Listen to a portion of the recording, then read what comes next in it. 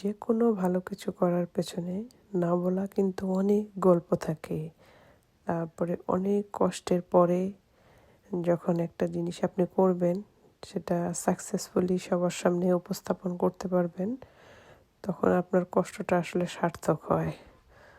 এটা আমি সব ক্ষেত্রেই বললাম আর কি। যাই হোক, তো সকাল সকাল ঘুম থেকে উঠেই আগে নর্মাল অ্যাজ ইউজুয়াল নিজের জন্য কফি বানিয়ে নিলাম। কফিটা শেষ করি রান্নার কাজে চলে আসছি। তো আজকে মেয়ের খুবই ফেভারিট কাবাব, চিকেন কাবাব করব আমি। She just loved this kebab. So আমি যেদিন এই কাবাবটা করি সেদিন একটু বেশি করারই চেষ্টা করি। তো আমি এই কাবাবগুলো 2 শেপে তৈরি করছি।